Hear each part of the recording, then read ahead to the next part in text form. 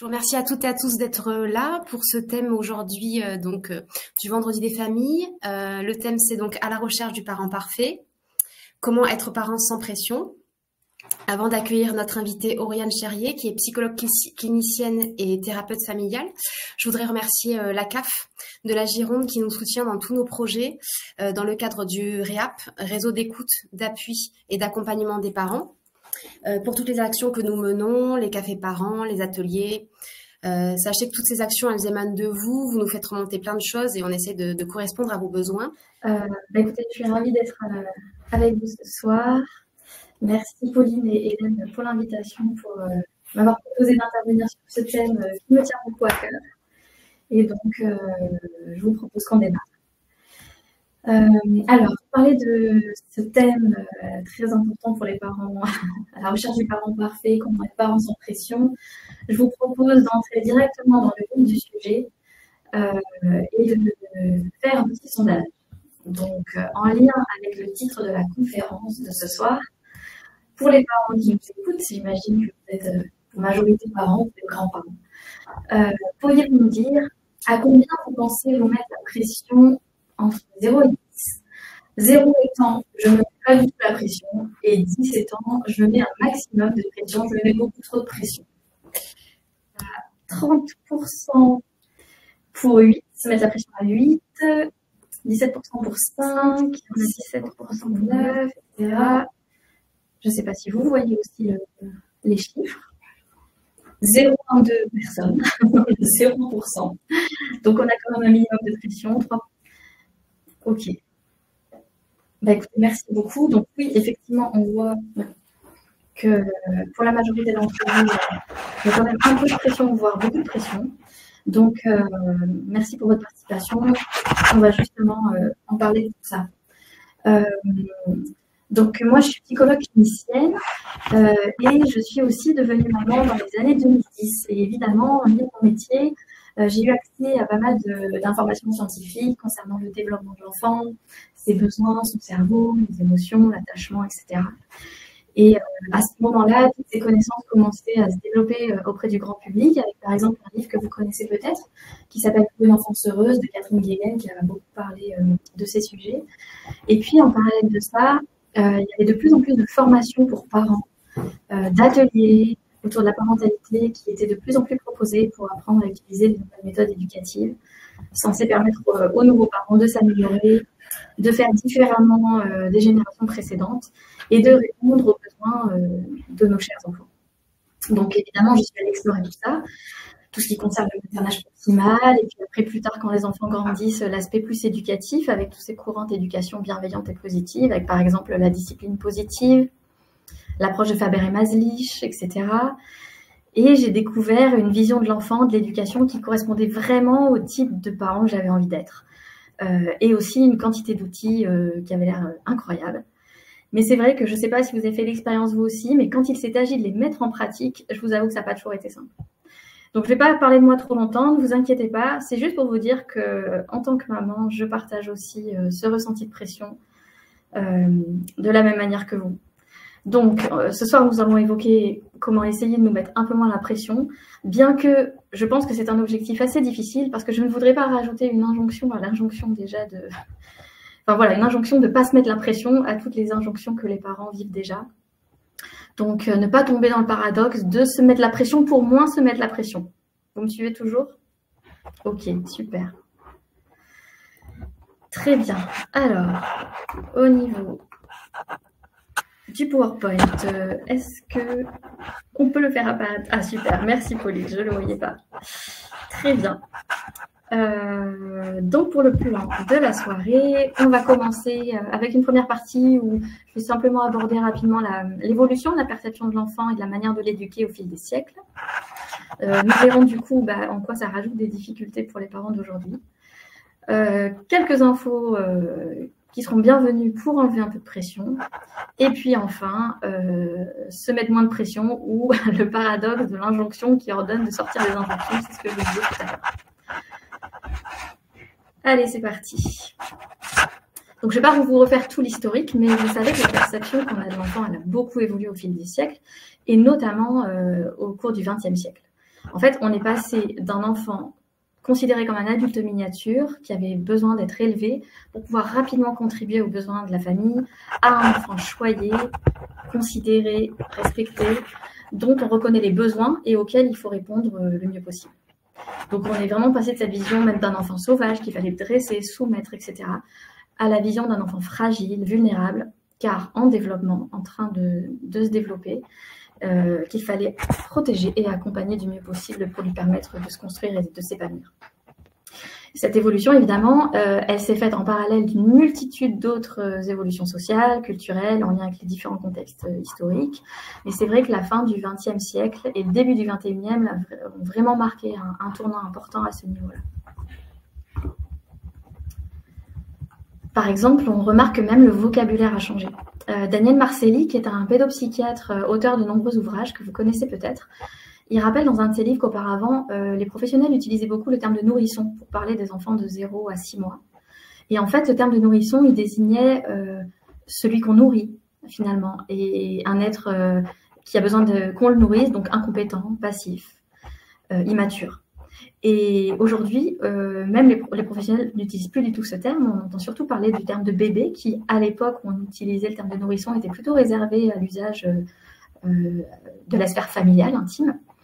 Et du coup, ce terme de bébé, qu'on utilise majoritairement aujourd'hui, au contraire, il va mettre en avant les compétences du bébé, parce qu'on s'est rendu compte depuis les années 70, effectivement, à quel point les bébés sont actifs, pleins de compétences, et dès la naissance, sur plein de plans, sur le plan sensoriel, sur le plan cognitif, sur le plan relationnel.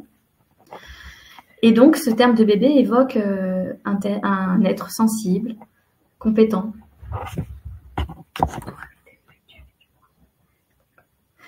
Et excusez-moi. Et c'est comme ça que la vision de l'enfant a bien évolué. Et souvenez-vous aussi, il n'y a pas si longtemps, on opérait les bébés sans anesthésie. On pensait qu'ils ne ressentaient pas la douleur ou pas de la même manière que nous. Donc vous voyez que cette pratique aujourd'hui nous paraît impensable. Donc la vision des choses a vraiment évolué.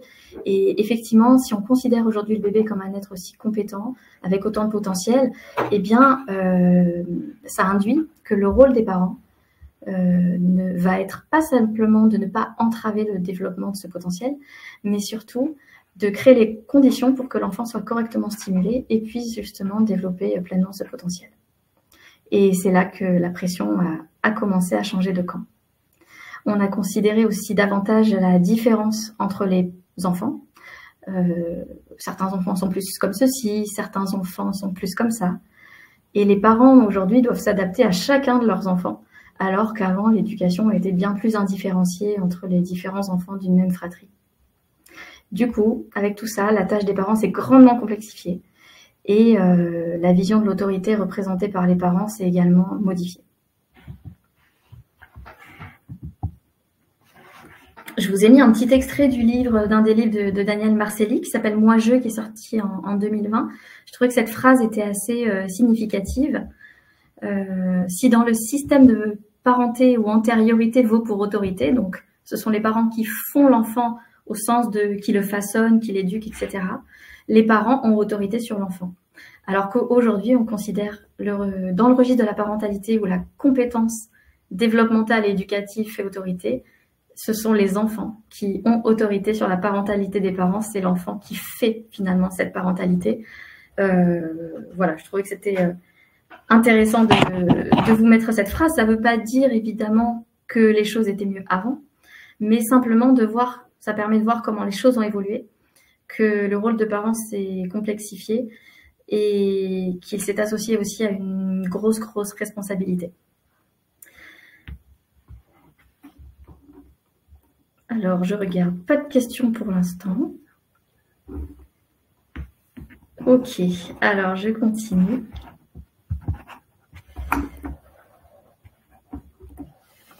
Bien. Alors là, vous allez voir une diapo très floue. C'est tout à fait normal que vous n'arriviez pas à lire.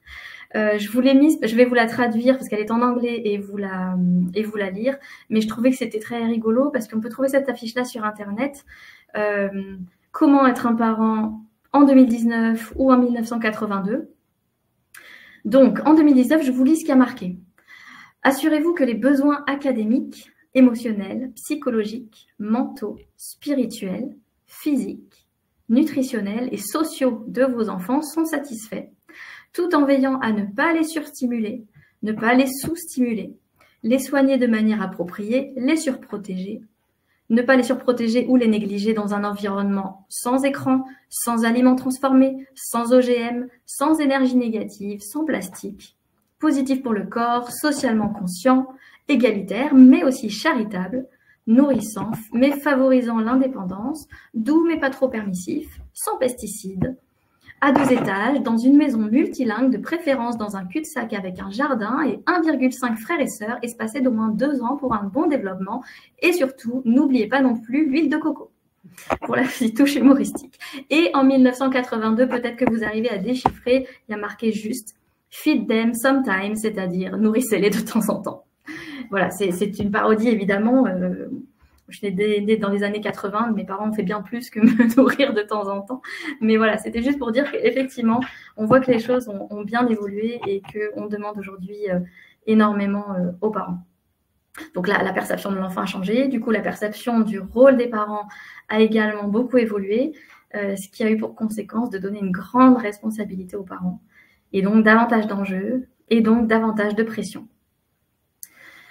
Les courants d'éducation bienveillante ont quand même contribué à sensibiliser les parents sur les effets négatifs de la violence éducative ordinaire, à éloigner, puis à proscrire les pratiques éducatives violentes, répressives, jusqu'à la fameuse loi dite anti-fessée qui a été votée en 2019. Et ça, c'était très important. Mais c'est vrai qu'on observe en parallèle de ça que les parents vivent une pression de plus en plus importante. Et du coup, moi, j'aimerais bien savoir, vous avez répondu tout à l'heure au sondage sur la pression que vous ressentez en tant que parent. J'aimerais que vous puissiez nous dire d'où vient la pression que vous ressentez. Donc, à nouveau, il y a un petit sondage qui va apparaître devant vous.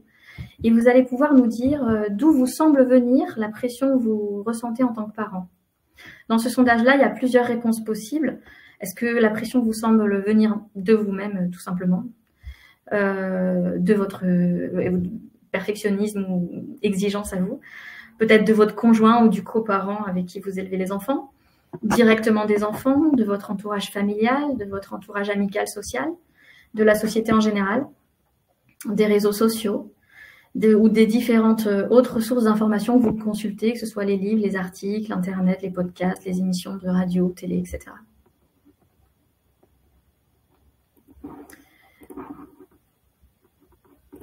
Alors, je regarde un petit peu vos résultats. Il n'y a pas de bonne ou de mauvaise réponse. Hein. L'idée, c'est simplement que vous puissiez chacun identifier d'où vient cette pression pour vous et de vous permettre de voir sur quoi agir pour moins la ressentir. Ok.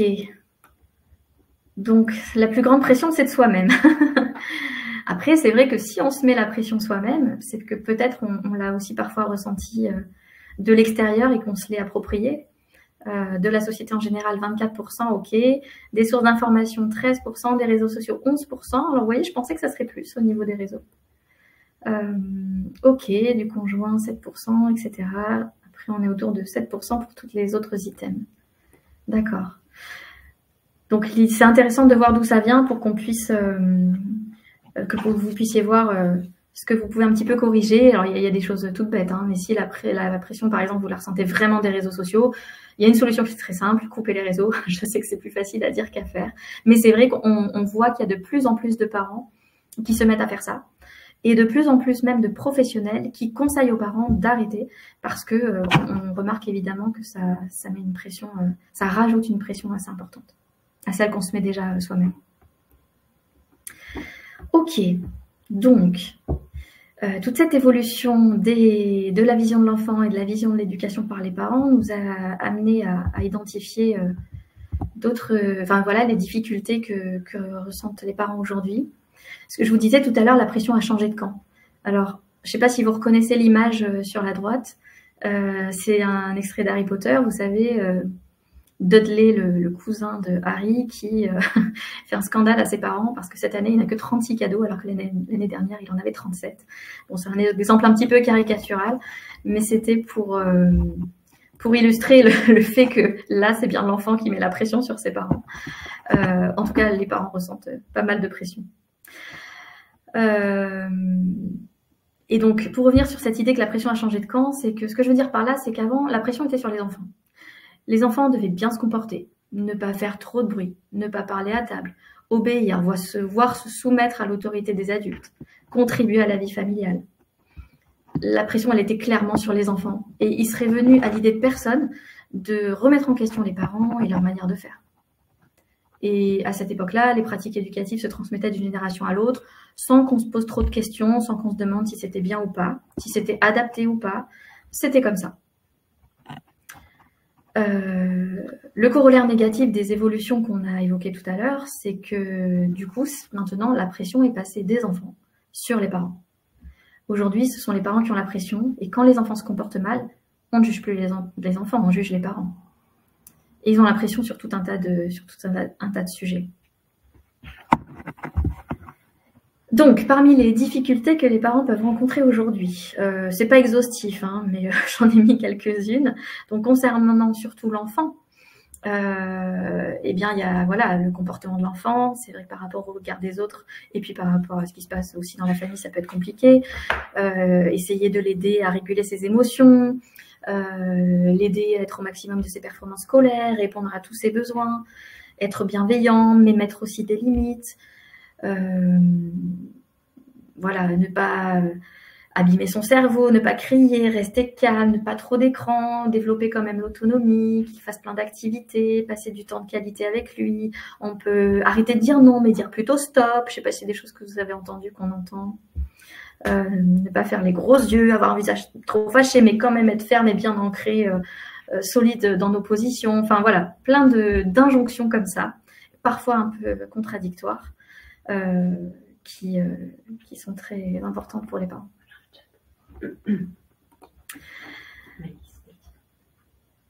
Alors, je regarde juste le chat. Quelqu'un Maïlis qui nous dit s'adapter à son enfant en fonction de ses besoins. Je pense que c'est bien qu'on ait changé cette façon de voir l'éducation. Je pense que c'est une relation plus saine. Oui, tout à fait. Ça, c'est sûr. Et mon propos n'est pas de dire que c'était mieux avant. Évidemment, toutes les avancées en termes de considération de l'enfant, de connaissance qu'on a au niveau de ses besoins et de la manière d'y répondre, ça, c'est essentiel. Voilà, l'idée, c'est simplement de faire le constat de ce changement et pas de dire que c'est moins bien. Par contre, on ne peut que constater que ce changement a pour conséquence d'augmenter la pression sur les parents et du coup, on essaye de faire en sorte que cette pression puisse retomber un petit peu. Donc, ok, on a toutes ces injonctions-là, en tout cas, et puis toutes ces choses qu'on a envie de promouvoir chez nos enfants, et tout ça, c'est tout à fait normal. Hop là, est-ce que j'arrive à... Ah oui, voilà, passer à la diapo suivante. Et puis après, il faut aussi penser à soi en tant que parent, parce qu'en tant que parent, on a quand même les courses, le ménage, les autres tâches domestiques. Il faut amener nos enfants à leurs rendez-vous médicaux, orthophonistes, etc. Puis nous-mêmes, nos propres rendez-vous. Ne pas négliger son couple, quand même passer un peu de temps ensemble, regarder une série de temps en temps, faire un peu de sport, aller au travail, garder une vie sociale, voir ses amis, prendre du temps pour soi, continuer de s'informer sur tout ça, etc. Voilà, tout ce qui compose la vie d'adulte et de parents. Et c'est vrai que les professionnels comme moi, on est nombreux à vous dire, surtout pensez à vous, prenez soin de vous, parce que si vous allez bien, vos enfants iront bien, etc. Et c'est vrai. Vous savez, comme la métaphore du masque à gaz, masque à oxygène, pardon, dans l'avion, on dit toujours, mettez-vous d'abord le masque à oxygène et ensuite, si vous êtes... voilà, vous avez fait ce qu'il faut, vous pourrez ensuite aider votre enfant. Évidemment, c'est vrai. Mais c'est vrai que ça part d'une bonne intention de notre part, les professionnels, de vous dire ça. Mais parfois, on ne peut que constater que ça ne fait que contribuer à augmenter la pression un peu plus sur les parents. Il faut effectivement trouver un équilibre. Et comme on l'a vu avec le sondage tout à l'heure, la pression peut venir de différentes sources. Donc vous voyez que l'espace se remplit de plus en plus, il reste plus beaucoup de place pour respirer avec les parents qui s'en mêlent, les grands-parents, parfois la belle famille, les connaissances, les professionnels, ce qu'on entend dans les médias, les réseaux, les voisins. Et puis voilà, globalement, le regard des autres aussi qui peut être un peu jugeant. par rapport aux choix éducatifs qu'on fait, aux situations dans lesquelles on se retrouve. Je ne sais pas si certains d'entre vous ont regardé le webinaire sur le burn-out parental, qui avait été fait l'année dernière, il y a à peu près 1 an, avec ma collègue Joanna Jones, parce que si vous réécoutez ce webinaire, elle dit à un moment donné que quoi que vous fassiez, vous serez jugé. Si votre enfant fait une crise dans le magasin, si vous vous agenouillez, que vous lui parlez calmement, vous serez jugé. Si vous lui criez dessus, vous serez jugé. Si vous le prenez par le bras, vous le sortez directement du magasin, vous serez jugé. En fait, quoi que vous fassiez, vous serez jugé. Donc du coup, voilà, tout ça rajoute aussi énormément de pression et comment essayer de s'en dégager un petit peu pour se sentir un peu plus serein. Et c'est vrai que aujourd'hui, les sources d'informations sont très nombreuses, sont très facilement accessibles. Donc, en même temps, c'est super, on augmente nos connaissances, on s'informe sur ce dont nos enfants ont besoin. Mais voilà, tous ces livres, tous ces blogs, tous ces podcasts qui nous disent comment être de bons parents, parfois, quand on est en difficulté avec son enfant et qu'on n'y arrive pas, on se dit mince, pourquoi moi j'y arrive pas? Les autres y arrivent apparemment et moi j'y arrive pas. Et puis tous ces outils, tous ces conseils qu'on donne, ce ne sont pas des baguettes magiques. On n'est pas des robots. On est des humains, on a des émotions, on a de la fatigue. On est parents avec nos bagages, notre propre histoire, notre passé, nos blessures. Et forcément, tout ça, ça impacte notre parentalité, qu'on en soit conscient ou non. Et finalement, beaucoup de parents se sentent dépassés, inondés d'injonctions auxquelles ils ont du mal à répondre. Et ils finissent par culpabiliser de plus y arriver, de ne pas y arriver.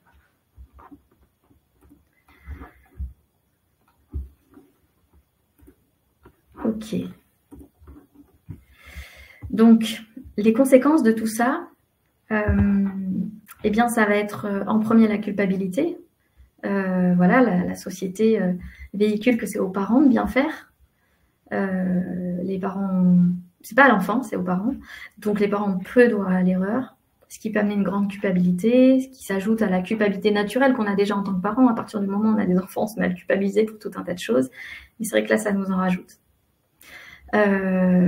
Du doute aussi, est-ce que je fais bien, est-ce que je m'y prends bien, j'aurais dû faire comme ci, comme ça, etc. Une remise en cause perpétuelle de nos pratiques, et malheureusement, cette remise en cause perpétuelle, ce doute, ça peut nuire à l'image de solidité, de pilier que les parents doivent faire ressentir à leur enfant pour qu'ils se sentent en sécurité. Et on voit que ces piliers-là, actuellement, dans ce contexte de pression, ils sont fortement déstabilisés.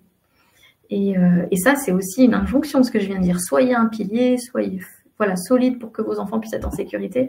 Voilà, c'est à chaque fois qu'on essaye de donner un conseil, de donner une orientation pour répondre aux besoins de l'enfant, ça leur remet une pression sur les parents. En tout cas, l'idée, c'est effectivement d'essayer de ne pas le vivre comme une pression. Et certains vont y arriver, d'autres moins. Après, on fait comme on peut. Les conséquences de toute cette pression, ça va être aussi l'imprévisibilité des parents. Les parents bienveillants qui essayent au maximum de suivre les recommandations, qui essayent de faire au mieux, parfois contiennent beaucoup leurs émotions quand c'est compliqué avec les enfants et que toutes ces recommandations finalement ne fonctionnent pas ou n'ont pas les effets escomptés. Et parfois, ils finissent par être excédés par le comportement des enfants. Ils essayent de rester calmes au maximum et puis tout d'un coup, on explose quand les enfants poussent le curseur encore plus loin. On finit par laisser parfois exploser nos émotions difficiles et du coup, ça nous rend imprévisibles. C'est-à-dire qu'avec la meilleure intention de vouloir changer les choses, de vouloir faire mieux, eh bien, ça modifie un petit peu notre manière de faire. On va contenir plus de choses. Et quand ça explose, l'enfant ne l'a pas vu venir. Ou parfois si. Mais en tout cas, c'est un risque auquel il faut penser. Je pense que ça peut amener un peu plus d'imprévisibilité parfois, selon le contexte, selon les gens. Ce que je dis, c'est évidemment pas valable à 100% pour tout le monde. Chacun va se retrouver ou pas, mais ça fait partie des possibilités qui peuvent arriver. On sait que l'imprévisibilité, c'est très délétère pour les enfants. Les enfants ont besoin de sécurité. La sécurité passe entre autres, pas que, mais entre autres, par un comportement au maximum prévisible du côté des parents. C'est-à-dire que l'enfant va savoir que si il fait ci ou s'il fait ça, le parent va réagir plutôt de telle ou telle manière et que, je sais pas, si je ramène une mauvaise note à l'école, si un jour mes parents s'en fichent et me disent c'est pas grave, tu feras mieux la prochaine fois, et que le lendemain ils m'enferment dans ma chambre ou que pire, qui m'en colle une, et que quand j'ai une mauvaise note, je rentre chez moi et je ne sais pas ce qui va se passer parce que la réaction des parents va être très imprévisible. Un jour ça peut être comme ci, un jour ça peut être comme ça. C'est extrêmement délétère pour le développement de l'enfant. Ensuite, autre conséquence, les parents sont considérés comme responsables de tout et les enfants responsables de rien. Ça, c'est les messages qui sont... C'est un peu la simplification, si vous voulez, qu'on peut entendre des messages qui sont véhiculés sur le fait que voilà, les enfants en développement ne savent pas réguler encore leurs émotions, que c'est aux adultes de les accompagner par rapport à ça. Et quand je vous dis ça, voilà, c'est quelque chose dont je parle très souvent. Mais effectivement, on se rend compte que quelque part, ça augmente la responsabilité sur les parents et que les enfants sont considérés de moins en moins responsables de ce qui se passe pour eux finalement. C'est le risque en tout cas. Alors, je vois un petit commentaire. Moi, je ne culpabilise plus du tout en étant sévère à l'ancienne quand on voit les jeunes de la génération éducation bienveillante qui sont incapables de s'adapter à la vie professionnelle avec une hiérarchie, un respect de l'autorité qui se perd. Effectivement, on parle souvent de cette génération Z, je crois, qui effectivement semble avoir plus de mal. Alors, je ne voudrais pas faire de généralité parce qu'il y a évidemment des jeunes qui sont encore dans ce respect-là, mais effectivement, on entend beaucoup de témoignages dans ce sens, à Maury. Et voilà. Et du coup, si vous n'avez pas de culpabilité, ça veut dire que vous ne mettez pas trop de pression. Donc, après, cette éducation à l'ancienne, voilà, tout dépend comment on la met en œuvre. Elle avait aussi ses limites. Mais on doit pouvoir trouver effectivement un équilibre entre l'ancienne et la nouvelle. Alors, je vois, doit-on satisfaire à tous les besoins de nos enfants ou les guider pour qu'ils puissent y répondre par eux-mêmes? Alors, déjà, il faut pouvoir savoir qu'est-ce qu'on considère comme des besoins, parce que parfois, on peut avoir du mal à différencier est-ce que c'est un besoin ou est-ce que c'est une envie. Donc ça, c'est déjà la première chose. Et ensuite, l'idée, et je vous le dirai à la fin, là je spoil un peu ma conclusion, mais c'est de faire au mieux. C'est qu'on essaye, et on va pas y arriver tout le temps, des fois on y arrive, des fois on n'y arrive pas. Mais on essaie de faire au mieux, et le besoin d'autonomie, alors après ça dépend de l'âge de l'enfant évidemment, avec les tout petits, avec les bébés ou les nourrissons comme je disais tout à l'heure, oui évidemment il faut répondre aux besoins. Après plus l'enfant grandit, plus il va pouvoir répondre à un certain nombre de besoins par lui-même et acquérir de plus en plus d'autonomie. Après il y a des besoins émotionnels, affectifs qui restent très importants tout au long de l'enfance et de l'adolescence. Ça va évoluer avec l'âge évidemment, mais il faut quand même pouvoir être disponible malgré tout. Et l'idée, c'est qu'en grandissant, l'enfant doit savoir que vous êtes là, que vous êtes disponible et accessible en cas de besoin. C'est pas de répondre à tout, mais c'est d'avoir la confiance dans la relation, dans le fait que vous pourrez être disponible s'ils ont besoin. Et puis le dernier risque que j'ai noté, alors encore une fois, la liste n'est pas exhaustive non plus, mais c'est le risque de burn-out parental. Effectivement, plus de pression. Il y a des parents que ça peut mettre à risque. Alors, c'est quelque chose que je ne vais pas développer aujourd'hui parce que je vous le disais tout à l'heure, ma collègue Johanna Jones a fait un webinaire là-dessus sur ce thème-là dans le cadre du Vendredi des familles l'année dernière.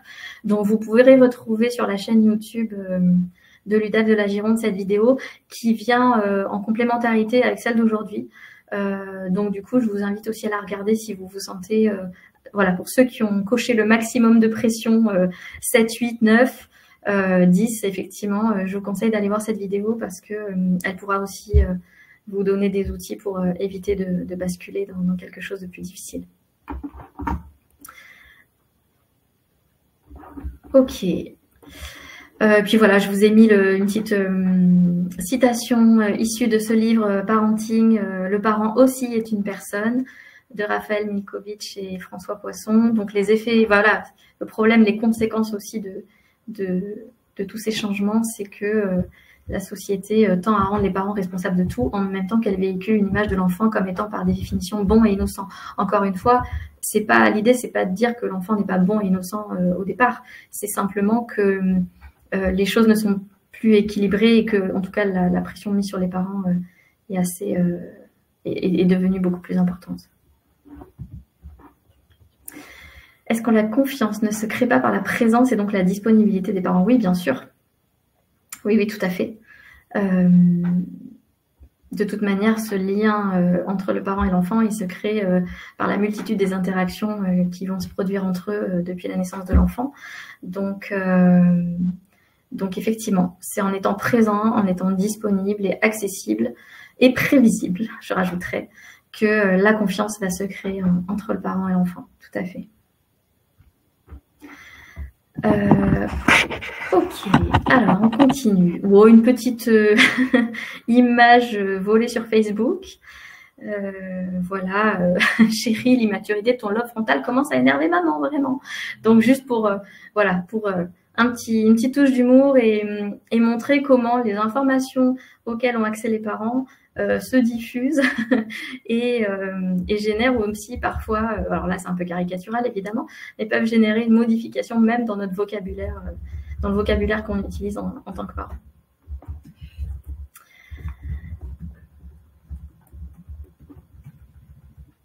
Ok, alors, est-ce qu'on a d'autres commentaires?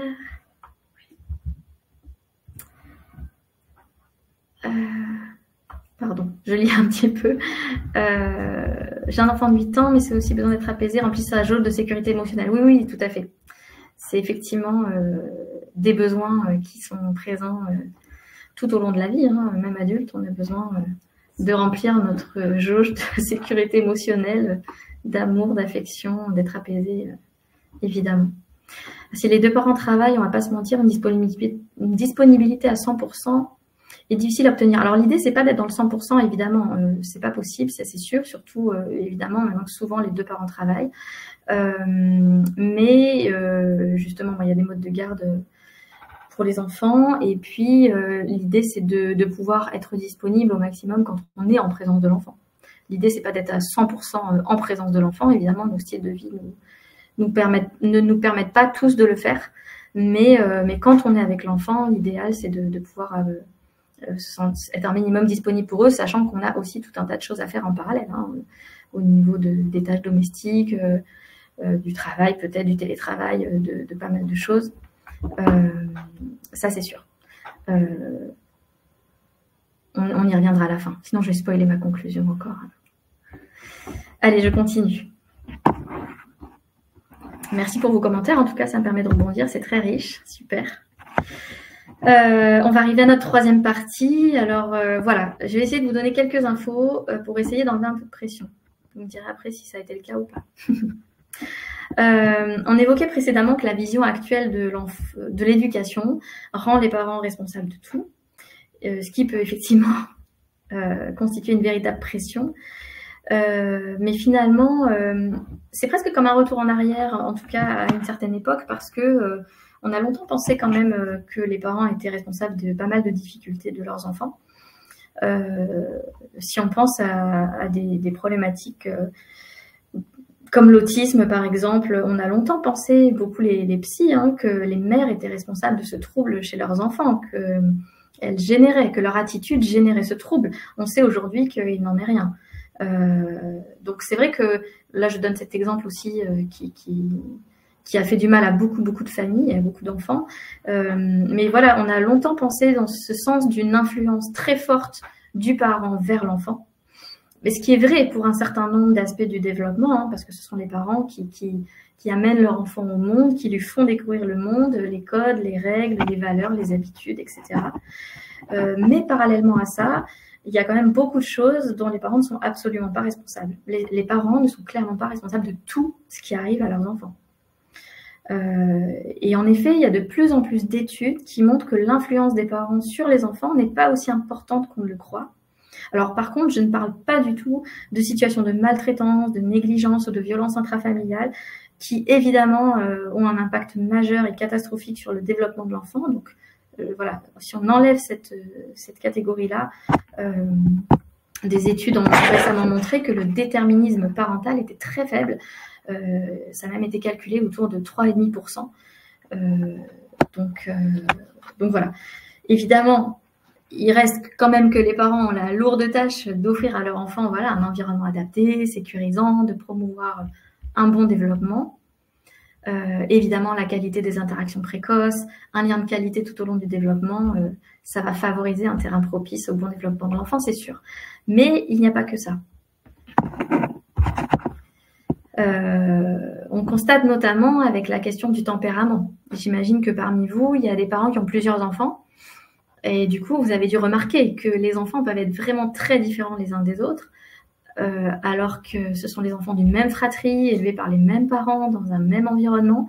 Mais très tôt, les parents perçoivent à la maternité, déjà même parfois dès la grossesse, que les enfants se manifestent très différemment.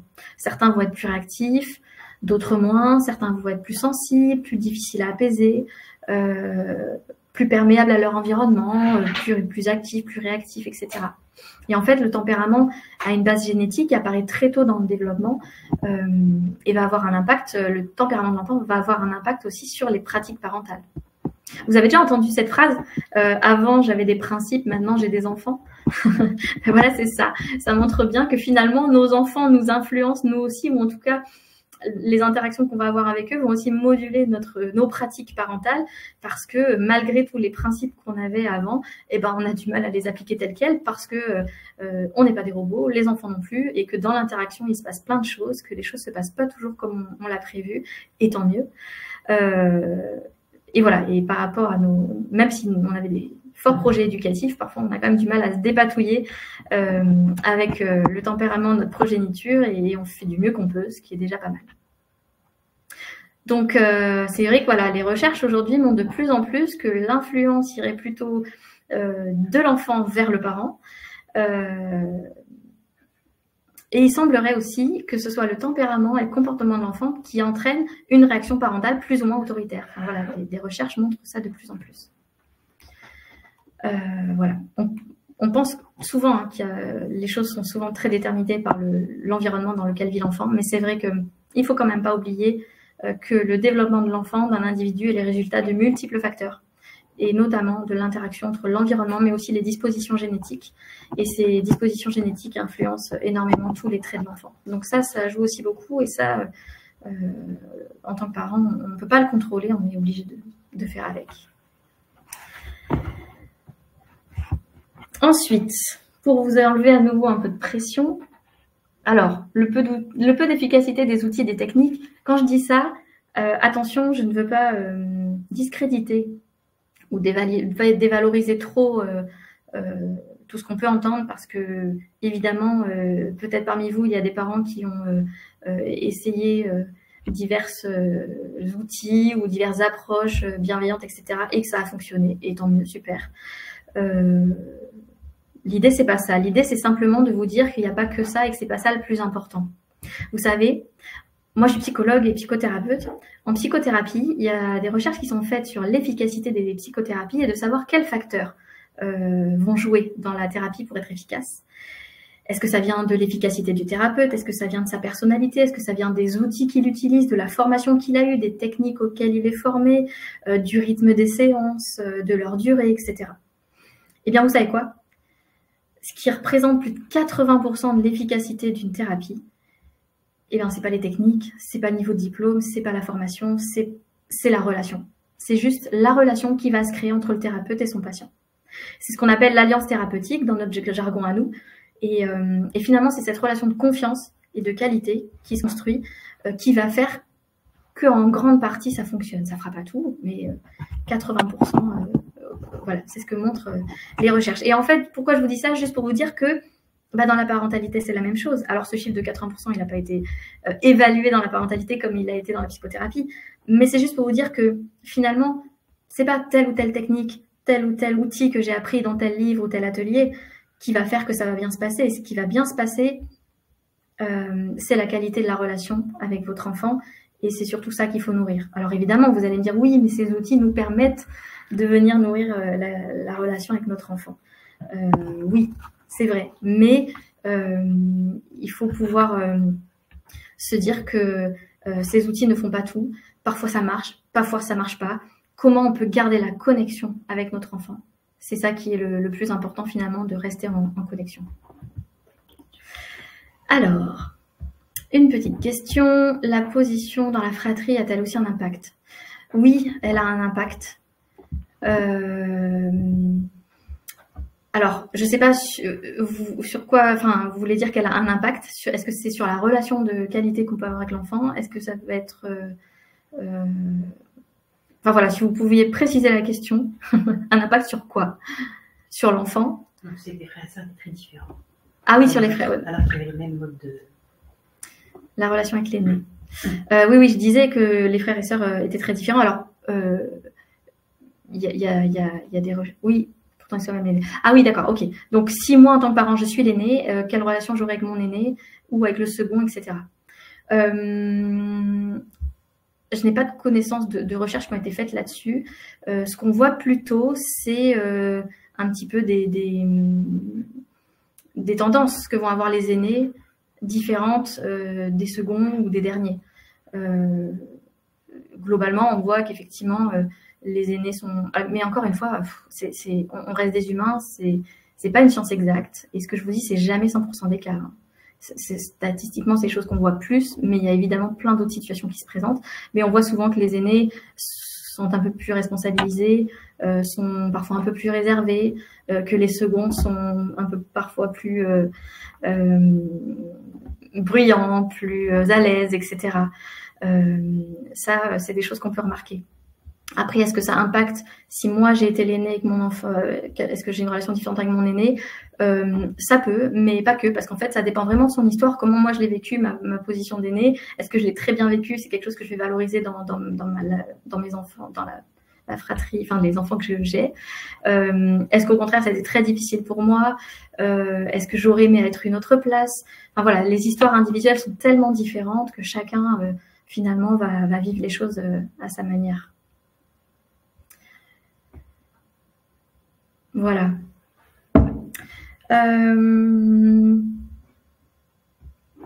Ok, je continue. Donc, influence plus de l'enfant sur le parent. Les outils techniques, ça peut aider, mais voilà, pas se concentrer que là-dessus, mais vraiment sur comment je me connecte à mon enfant et comment je peux avoir vraiment une bonne connexion avec lui et rester en lien. C'est vraiment ça qui est important. Et puis, on va voir aussi que au début, quand on a notre petit bébé avec nous, on est à peu près les seuls avec les parents à répondre à ses besoins. Mais après, plus l'enfant grandit, plus il va être exposé à de nombreuses autres influences. Et progressivement, l'enfant va investir d'autres lieux, un lieu de garde ou l'école, des copains, des colos, le centre de loisirs, les activités sportives, etc. Et voilà, ils vont investir d'autres lieux, d'autres personnes, jusqu'à grandir, s'éloigner, quitter leurs parents, voler de leurs propres ailes.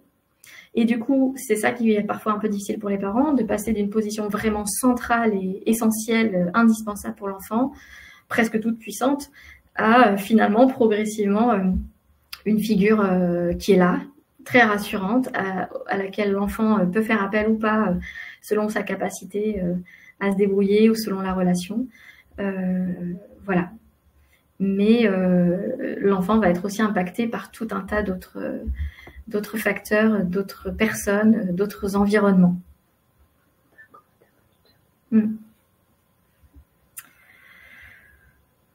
Alors, il y a Maëlys qui revient sur la question de la fratrie. On peut être aussi très différent de son enfant. Oui, tout à fait.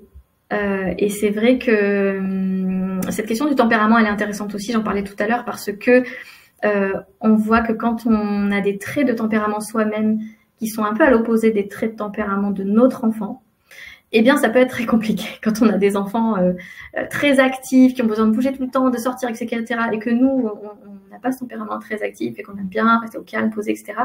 Ou l'inverse, ça peut effectivement être difficile. Mais comme vous dites, Maëlys, les enfants nous font devenir parents et nous font bouger les lignes, évoluer, et nous remettre en question. Et voilà. Et c'est très intéressant et c'est chouette de se poser des questions tant que ça ne nous met pas la pression au point de nous rendre malades, d'être mal, d'y penser tout le temps, de perdre finalement nos moyens. Parfois, ça peut arriver, des moments de doute. Mais c'est vrai que si vous sentez que ça vous envahit trop, c'est là qu'il faut un petit peu s'alerter, essayer de trouver des moyens de faire baisser la pression ou demander de l'aide. Mais je ne veux encore pas vous rajouter une injonction en disant ça. Alors, ok. Bon, on arrive à notre dernière partie, sortir des injonctions. Je vous en ai mis quelques-unes, mais peut-être que vous pourriez compléter si vous avez été soumise à d'autres. En tant que parent, tu dois rester calme, ne pas crier, tu dois être présent, passer du temps de qualité avec tes enfants, tu dois faire attention aux écrans, tu dois leur cuisiner des aliments sains, surtout pas de plats ultra transformés, tu dois leur faire du sport, tu dois limiter le sucre, il faut qu'ils apprennent à bien se comporter en société, accueillir leurs émotions, ça serait bien s'ils aimaient lire aussi, voilà, être un bon parent, un bon partenaire, mais aussi un bon collaborateur au travail, une bonne amie pour nos amis, enfin voilà, on a une multitude de rôles qu'on doit tenir. Et c'est pas toujours simple. Et on a l'impression effectivement que ces injonctions nous viennent de partout. Tu dois faire en sorte d'en faire un enfant bien dans sa peau, etc. Enfin voilà, c'est pas exhaustif, hein, il y en aurait évidemment plein d'autres. Donc voilà, je sais pas si vous êtes d'accord avec moi, mais je trouve que finalement, ce qui nous met la pression, ce sont ces injonctions-là, qu'on entend plus ou moins directement ou indirectement. Il faut faire comme ci, tu devrais faire comme ça, etc. C'est vrai que c'est assez difficile. Et oui, effectivement, je lis dans le chat que ces injonctions sont sensées. Et évidemment, si elles sont là, c'est qu'elles viennent pas de nulle part. Et souvent, les gens qui les formulent le font avec la meilleure intention du monde. Donc ça, c'est sûr. Après, c'est comment on les reçoit. Il y a des gens qui peuvent les recevoir de manière très tranquille. Et puis, des fois, on les reçoit difficilement. Ou c'est l'accumulation qui va nous faire qu'on va les recevoir parfois difficilement. Et voilà. Et du coup, moi, je me mets la pression maintenant parce que je me demande comment vous aider à sortir de ces injonctions et à vous aider à vous mettre moins la pression sans vous rajouter d'autres injonctions. Arrêtez de vous mettre la pression, c'en est une injonction finalement. Arrêtez de culpabiliser, prenez du temps pour vous, prenez de la distance avec ce qu'on vous dit. Ça reste des ordres et des injonctions. Donc finalement, je ne sais pas trop comment je vais faire pour vous aider à faire baisser la pression. Allez, je vais essayer quand même. Alors, je lis dans le chat, choisir ou prioriser. Oui, tout à fait. Et on entend souvent, il faut choisir ses batailles. Et ça, je suis tout à fait d'accord avec ça. Il faut prioriser en fonction de ce qui est réellement important pour nous. Donc, comment sortir des injonctions? Je ne sais pas si on va y arriver sans vous donner d'autres injonctions. Ne pas culpabiliser, c'en est encore une. Ne pas chercher à être parfait. Oui, facile à dire, c'est plus difficile à faire. Déléguer aussi, parfois on a du mal quand on a besoin d'avoir un peu le contrôle. C'est pas évident. Accepter l'erreur et l'échec, ça c'est très difficile aussi. On a du mal. Arrêter de se juger, de se comparer aux autres. Et ça, c'est vrai que ça peut être très alimenté par les réseaux sociaux, le fait de voir tout un tas d'images de familles où tout se passe bien, qui ont l'air hyper bien ensemble, etc. Alors que chez nous, c'est la crise. Ça peut effectivement être difficile. Arrêter les gourous du bien-être et de la parentalité. Oula, pardon, il y a une faute sur mon... parentalité. Il y a une faute sur mon PowerPoint, désolée. Alors, quand je dis les gourous, c'est pareil, je caricature, mais évidemment que dans tout ce qu'on entend, la majorité des choses sont bienveillantes, sont faites avec la meilleure intention. Et ça peut aider beaucoup de parents. Mais si vous sentez que ça vous rajoute de la pression, c'est pas mal de prendre de la distance avec ça. Et voilà, vous voyez, je vous donne encore une injonction. Mettez de la distance avec ce qui met de la pression. C'est vraiment difficile d'aider les parents à ne pas se mettre la pression sans en rajouter, en fait. Je ne sais pas si vous voyez un petit peu le paradoxe. Vivre le moment présent. Donner de l'importance à ce qui compte vraiment et voilà, se faire confiance. On entend souvent ça. Faites-vous confiance, les parents. Oui, mais c'est plus facile à dire qu'à faire, encore une fois. Alors, je vois qu'il y a une conversation sur le chat qui est très intéressante. Je ne sais pas si vous la suivez aussi. La matrice d'Eisenhower, effectivement, ancien président des États-Unis, c'est un outil de gestion des tâches. Voir la différence entre urgent et important. Ok. Oui, il y a plein d'outils qui sont intéressants. Et encore une fois, ce que je veux dire, c'est c'est pas de tout arrêter ce que vous faites. Si ce que vous faites, ça vous aide et ça vous convient et ça vous met pas trop de pression, eh bien, continuez. Il n'y a aucun problème avec ça. Par contre, si vous sentez que vous êtes en difficulté, plus vous êtes en difficulté, plus vous allez chercher de l'info. Et plus vous allez chercher de l'info, plus vous allez essayer de mettre en place des choses. Et plus vous mettez en place des choses, vous avez l'impression que ça marche pas ou de pas y arriver. Mince, j'aurais dû réagir comme ça. Et que la pression monte comme ça dans une sorte de cercle vicieux. C'est là qu'il faut effectivement essayer de ralentir un peu tout ça. Donc voilà, tout ça sont encore des injonctions et c'est ça qui génère beaucoup de stress.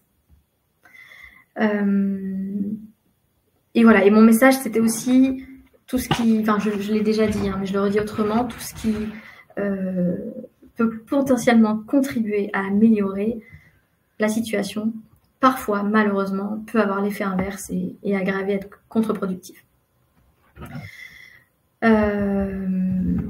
Voilà, et ce qu'il faut savoir, c'est que tous les outils qu'on utilise, etc., souvent ça fonctionne bien quand on est bien, quand on n'est pas trop fatigué, quand on est en forme, quand on est disponible, etc. Là, on arrive à modifier des choses, à mettre en place des choses un peu différentes, etc. Par contre, lorsqu'on est soumis à une situation de stress, eh bien, du coup, quand on ressent la pression génère du stress, et en situation de stress, on a tendance à se remettre à fonctionner sur nos anciens modèles, sur nos fonctionnements plus archaïques, et donc du coup à être peut-être plus sensible à la pression, à faire plus attention au regard des autres, ou à voilà, avoir des comportements qui nous déplaisent avec nos enfants. Et du coup, une fois qu'on est sorti de ces moments-là et qu'on se voit agir, on se dit mince, j'ai pas fait comme il faut, on culpabilise, et pareil, ça réalimente un cercle vicieux qui vient remettre de la pression. Donc attention, voilà, c'est aussi être indulgent avec soi-même. Et avoir conscience que sous stress, on peut effectivement se remettre à fonctionner comme d'une manière qui ne nous convient pas ou qu'on avait essayé de modifier. Et souvent, moi, ce que je dis à mes patients, c'est quand vous culpabilisez, vous dites mais c'est horrible, j'aurais jamais dû faire ça, ou etc. C'est de vous dire, si c'était votre meilleur ami qui vous disait ça, qu'est-ce que vous lui répondriez ? Et souvent, ça permet de remettre un peu en perspective, parce qu'on est souvent beaucoup plus indulgent et plus sympa avec ses meilleurs amis qu'avec soi-même. Donc voilà, c'est un petit pas de côté pour essayer d'enlever un peu de pression. Donc voilà, ce que j'ai essayé de faire là, c'est plus que de vous donner des conseils qui vont vous rajouter de la charge et de la pression, c'est d'essayer de replacer ce que vous vivez dans un contexte plus large, donc au niveau du contexte historique, des évolutions qu'on a vues tout à l'heure, de vous dire aussi que vous n'êtes pas les seuls, et c'est ce qu'on a vu avec les sondages, ce qui peut être assez réconfortant, de dire qu'on n'est pas tout seul à vivre ça. De vous dire que oui, s'interroger, se poser des questions, prendre conscience de certaines choses, c'est très favorable. Et c'est déjà la moitié du chemin qui est fait. Après, voilà, encore une fois, il ne faut pas que ça vous envahisse. Et finalement, pour moi, il y a une seule vraie question à se poser, c'est qu'est-ce qui organise mon comportement avec mon enfant ? Ça, c'est intéressant de se poser cette question-là. C'est pas une nouvelle injonction, faites comme vous voulez, si vous avez envie de le faire, vous la posez pas cette question. Mais qu'est-ce qui organise mon comportement avec mon enfant, mon comportement de parent ?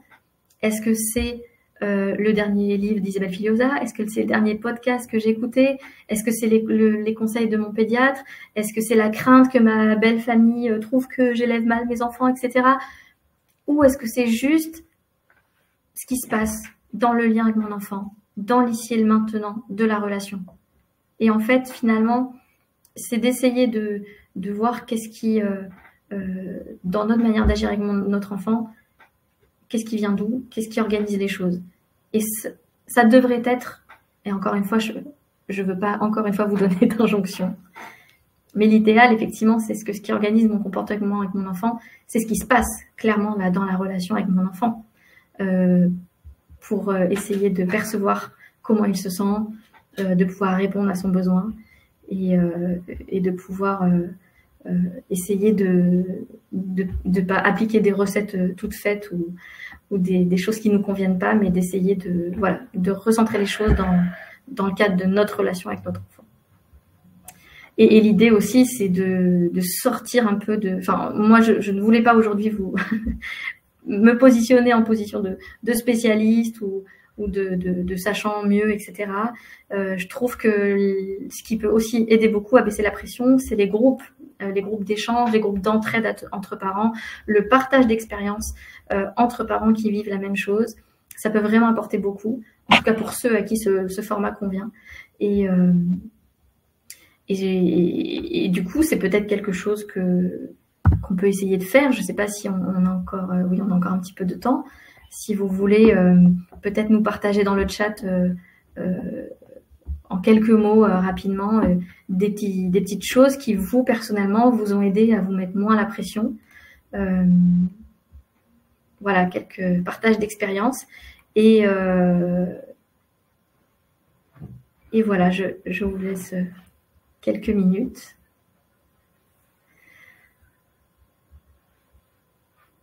Je vois que ça communique pas mal aussi sur le chat. Alors, des questions, non, c'est bon, on les a posées. Très bien.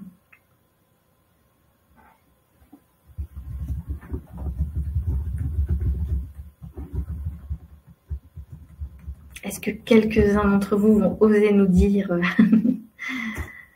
qu'est-ce qui a pu les aider? Ok. Mon conjoint qui m'aide à faire baisser la pression. Oui, le fait d'être à deux, c'est vrai que c'est souvent très aidant de pouvoir échanger ensemble et de réfléchir ensemble à ce qui a été difficile, à comment on peut faire, à dédramatiser aussi. Le fait qu'on soit très différents, ça peut être aussi très complémentaire et très aidant pour ça. Anne nous dit des cercles de femmes, effectivement, les cafés des parents, s'autoriser à partir en amoureux. Oui, tout à fait. Moins de charge mentale au quotidien. Alors ça, c'est génial. Application de repas, effectivement, qui va direct dans le drive. Je suis d'accord avec vous. Si on peut faciliter les choses de ce genre et pouvoir se libérer de ces contraintes-là pour avoir plus de temps de qualité avec nos enfants, c'est génial. Le conjoint qui revient encore. Après, on pense aussi aux parents, aux familles monoparentales. Hein, il y en a aussi beaucoup. Donc, quand on n'a pas la chance d'avoir le conjoint, ça peut, effectivement, il y a ces cercles de femmes, il y a d'autres, des amis avec qui on peut échanger, il y a sûrement d'autres moyens. Se sortir du diktat des notes, mais voir les efforts et la progression. Oui, c'est ça. Et du coup, oui, effectivement, c'est ça. C'est regarder plutôt le processus, en fait. C'est-à-dire plutôt que le résultat. Et est-ce que j'y arrive ou est-ce que j'y arrive pas? C'est finalement qu'est-ce que je fais pour aller dans le sens d'y arriver. Et se centrer plus sur le processus et ce que je mets en place sans pression, encore une fois, si possible. C'est effectivement une très bonne solution. Alors, les discussions et les confrontations avec mon mari, savoir qu'on a reçu des choses différentes, ouais. Oui, c'est sûr. On a souvent des visions différentes en tant que parents et ça peut mettre la pression aussi. C'est-à-dire que moi, j'ai pas mal de familles où l'un des parents a une vision et voudrait mettre en place des choses, l'autre est pas d'accord et voudrait plus quelque chose à l'ancienne ou comme une éducation qu'il a lui-même reçue. Et on voit des parents qui sont en difficulté avec ça. Donc certains arrivent à en parler, à échanger et à en sortir quelque chose d'aidant et de constructif.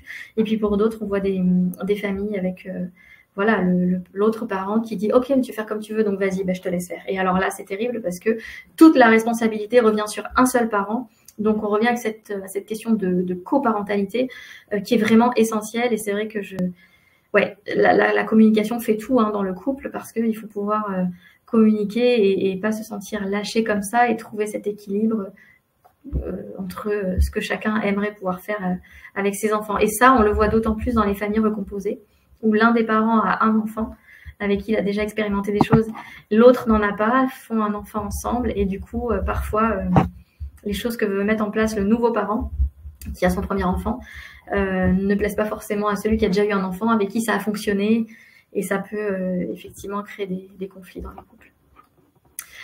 Alors, qu'est-ce que j'ai raté dans le chat? Alors, moi j'ai décidé de m'autoriser à compenser. Par exemple, ce soir j'ai fait une mission piscine avec 2 enfants. Mes 2 enfants de 8 mois et 4 ans, je me dis que c'est pas si mal. Et que si c'est glace pizza après cette activité, c'est ok. Mais oui. Et puis, moi, j'ai envie de vous dire que finalement, ce qui compte, c'est la relation, c'est le temps de qualité. Alors, évidemment, on va pas aller manger à McDo tous les soirs, c'est sûr. Il faut un équilibre. Mais oui, avoir quelqu'un qui fasse le ménage de temps en temps, ouais, ça, effectivement, ça peut beaucoup aider. Et oui, c'est pas une maison témoin, c'est sûr. Alors, qu'est-ce que vous nous proposez d'autre? Oui, c'est ça, et exactement, c'est ce que je disais tout à l'heure. Se dire qu'on se pose plein de questions sur comment faire, c'est déjà énorme. Donc ça, je suis tout à fait d'accord. Remettre la communication au centre du couple, effectivement. Choisir ses combats ou ses batailles, comme j'ai dit tout à l'heure, c'est ça. Se soustraire aux influences extérieures. En fait, il faut que vous puissiez évaluer par rapport aux influences extérieures, c'est aussi bien se connaître soi-même. Est-ce que je suis perméable à ces influences-là ou pas? Est-ce que elles m'impactent trop? Est-ce que je vais trop les prendre pour moi en me disant que je fais mal finalement? Il y a des parents qui sont qui se protègent très bien de tout ça, et puis d'autres pour qui c'est compliqué. Donc, c'est pas mal de bien se connaître. Et justement, si vous trouvez que vous êtes trop perméable à tout ça, d'essayer de mettre un peu à distance toutes ces injonctions. Alors, quelles angoisses peuvent être à l'œuvre lorsqu'on veut tout contrôler? Ok, alors, la première chose qui me vient, c'est rendre prévisible l'environnement. Après, moi, c'est vrai que je suis très formée attachement, et dans l'attachement, il y a beaucoup cette question de la prévisibilité en lien avec la notion de contrôle. C'est-à-dire que quand on a besoin de contrôler fortement les choses, c'est qu'on a souvent été soumis à trop d'imprévisibilité et que c'est très, très difficile et très angoissant, surtout quand on est enfant. Donc, ça peut être une stratégie pour gérer ça que de vouloir contrôler pas mal de choses pour être sûr que ça se passe comme on le souhaite, ou en tout cas quelque chose qui soit prévisible et du coup plus sécurisant pour nous. Après, il peut y avoir aussi peut-être d'autres sources d'angoisse, mais c'est vrai que ça mériterait peut-être encore 1 heure de discussion.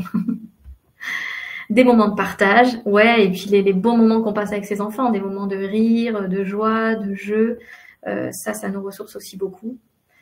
Maëlys nous dit, pensez à moi, avoir des bulles pour moi dans la semaine, gérer les devoirs.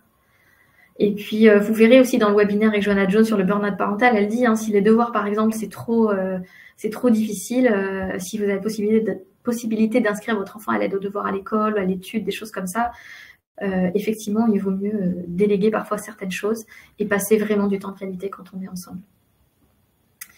Faire ce qui est important et lâcher le reste, tant pis. Oui, et lâcher, c'est parfois pas facile pour certains d'entre nous. Quand on y arrive, c'est super. Se dire que les choses évoluent, oui, je suis tout à fait d'accord avec vous. C'est pas parce que les choses sont comme ça maintenant que ça sera comme ça toute notre vie. Et ça, c'est aussi très vrai, et ça parlera peut-être beaucoup aux parents pour l'adolescence. L'adolescent que vous avez sous les yeux maintenant n'est pas forcément l'adulte qu'il sera demain. Il va encore évoluer, je le dis aux parents d'ados, parce que parfois ça peut être un peu angoissant aussi. Donc oui, les choses sont pas figées, pas du tout. Les choses peuvent beaucoup évoluer. Simplement essayer d'être le parent que l'on aurait aimé avoir. Oui, ça c'est une très bonne stratégie aussi, effectivement. Et comme je vous dis, si on n'a pas été élevé par le parent qu'on aurait aimé avoir, parfois sous stress, on peut être en difficulté pour essayer d'avoir cette attitude-là. Mais c'est pas grave, on peut réparer, on peut s'excuser, on peut se réajuster et rien n'est figé. Comment faire avec l'angoisse de transmettre des choses négatives à nos enfants? Alors, dites-vous que de toute manière, on transmet des tas de choses, la plupart du temps très inconsciemment, et évidemment pas que les bonnes. Donc ça, je pense qu'en tant que parent, il faut partir de ce postulat que de toute manière, on transmet énormément de choses et on transmet aussi des mauvaises choses. Et ça, voilà, on ne peut pas faire autrement, c'est comme ça. Et on n'en a pas forcément conscience. Et puis peut-être que voilà, on le verra plus tard. On essaye de faire au mieux. Si on peut rendre conscience certaines choses, voilà, bien se connaître, c'est ce que je disais tout à l'heure aussi, rendre conscience certaines choses pour essayer que ça ait moins d'impact, ça peut être intéressant.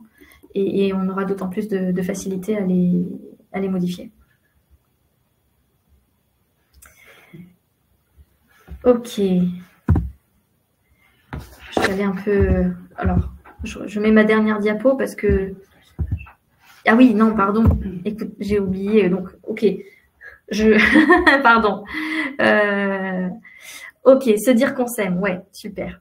Du coup, je voudrais vous maintenant, merci beaucoup d'avoir partagé tout ça avec nous.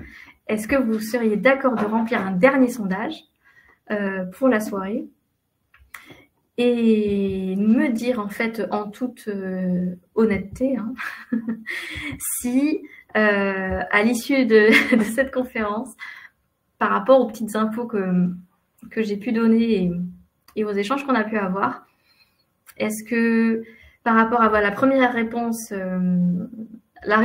votre réponse au premier sondage, à combien vous pensez vous mettre la pression maintenant finalement? Est-ce que maintenant vous ressentez la même pression qu'au début? Est-ce que vous ressentez une pression plus importante encore ou moins de pression? Et voilà, sachant que, encore une fois, soyez le plus honnête possible. Parce qu'évidemment, 1 heure, 1 heure et demie de conférence ne suffit pas à baisser la pression. Oh, 71%. Waouh, chouette. Personne n'a coché plus. Ah, d'accord. Personne n'a coché plus pour l'instant. Super. Donc, c'est que déjà, malgré toutes les injonctions que je ne voulais pas donner, mais que j'ai quand même donné malgré moi, avec plein de précautions, quand même, je ne vous ai pas mis plus la pression. Donc, c'est déjà pas mal. Voilà. Après, évidemment, voilà, comme je le disais juste avant, c'est pas 1 heure de conférence qui va tout faire. Tout ce que vous avez entendu ce soir, c'est intéressant de laisser infuser ça. Voilà. Et puis, en référence aussi au webinaire auquel j'ai participé la dernière fois, je crois que c'était il y a 2 ans, j'avais terminé en disant on plante des graines. Vous savez, nous les parents, on n'est pas des sculpteurs qui vont sculpter les enfants à notre image. On est des jardiniers, on va planter des graines et on les arrose et ensuite on va voir les plantes pousser. Et en fait, on se rend compte que parfois les petites graines qu'on n'arrête pas de planter, elles poussent des années après et parfois on n'en voit pas le résultat tout de suite. C'est ça qui peut être assez frustrant.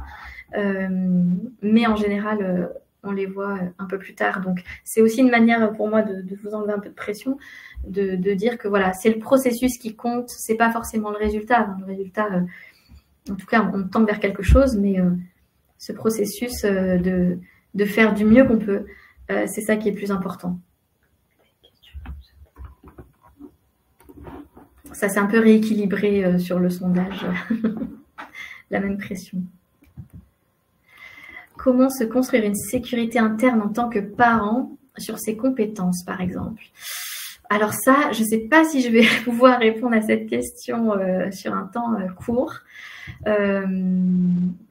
parce que ça va dépendre déjà de la sécurité interne qu'on ressent soi-même en fonction de notre vécu, en fonction de notre histoire, en fonction de notre style d'attachement, etc. L'idée, c'est de pouvoir essayer de croire en ce qu'on fait, d'essayer d'avoir confiance dans ce qu'on peut mettre en place. Parfois, beaucoup de gens nous disent qu'ils n'ont pas confiance en eux, et en fait, on se rend compte que c'est pas vraiment ça le problème.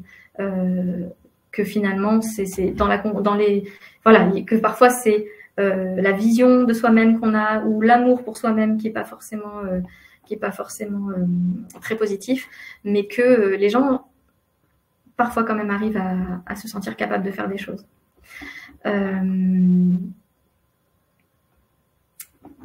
Du coup, cette sécurité interne, pour être en sécurité interne, il faut déjà être en sécurité dans son environnement. Ça, c'est aussi la base. C'est-à-dire que si on est dans une situation où on a beaucoup de pression au travail, on a beaucoup de pression dans le couple, on a beaucoup de pression dans la famille, ça va être très, très compliqué d'avoir cette sécurité interne. Si l'environnement est assez favorable, ça va être plus porteur. Donc déjà, c'est se poser la question de l'environnement dans lequel on est. Est-ce que je peux me soustraire un peu d'environnements qui sont un peu néfastes pour moi et difficiles? Est-ce que je suis obligée d'y rester et de faire avec? Comment je peux essayer de dealer un petit peu avec tout ça, déjà au niveau de l'environnement. Et ensuite, est-ce que j'ai des ressources autour de moi? Est-ce que j'ai des personnes ressources vers qui je peux me tourner? Et puis, si ce sentiment de sécurité interne il est vraiment très, très défaillant, pourquoi pas aussi démarrer un travail sur soi, aller consulter. Et puis, il peut aussi y avoir quelque chose de très essai-erreur, c'est-à-dire j'essaye de mettre en place des petites choses, je vois si ça fonctionne. Si ça fonctionne pas, je recommence, je réévalue, je fais autre chose. Si ça fonctionne, bah, je me dis, ah chouette, ça commence à me donner un peu confiance, je peux retenter autre chose, etc. Mais voilà, c'est difficile de répondre à cette question en quelques minutes. Je suis désolée, je ne suis pas du tout exhaustive. Ok, sur les questions, c'est bon. Il y a Elsa qui nous dit en faisant confiance à votre instinct de parent. Oui, ça peut être ça aussi, qui vous guide pour faire au mieux. Oui, il y a certains parents qui ont cet instinct, qui vont être guidés par eux, et puis pour d'autres, ça va être compliqué de se connecter à ça. Donc après, c'est chacun qui évalue un petit peu comment ça se passe. Je vous mets du coup, enfin, ma conclusion que j'ai pas... Alors, voilà, une belle métaphore que j'emprunte, que j'ai pas imaginé moi-même, que j'emprunte à Isabelle Roskam, qui est psychologue spécialiste, entre autres, du burn-out parental, et qui, lors d'un colloque dans lequel je l'avais vu, avait évoqué cette belle métaphore que finalement, l'idée, c'est que les normes, en tout cas, qu'on veut atteindre ou ce qu'on veut faire au mieux pour notre enfant, ça doit pas être une cible qu'on doit atteindre absolument, mais ça doit être plutôt un phare. Parce qu'un phare, il sert à quoi? Finalement, on le regarde quand on est perdu. Et on ne doit pas atteindre le phare, sinon on va s'écraser là contre les rochers. Donc le phare, finalement, on n'accoste jamais près du phare. Mais par contre, quand on est perdu en pleine mer, dans la tempête, il va nous guider. Et donc du coup, voilà, c'était toujours cette idée de processus dont je parlais tout à l'heure. Essayer de tendre vers, d'aller vers, mais évidemment, on n'est pas parfait, on ne sera jamais parfait. Et heureusement, c'est humain, c'est normal. Et on fait juste du mieux qu'on peut avec qui on est. Et voilà. Voilà un petit peu la conclusion. Je vous remercie beaucoup pour votre attention, pour votre participation sur le chat, vos partages d'expériences, vos questions, vos réponses au sondage. Voilà. Eh bien, un grand merci, Oriane.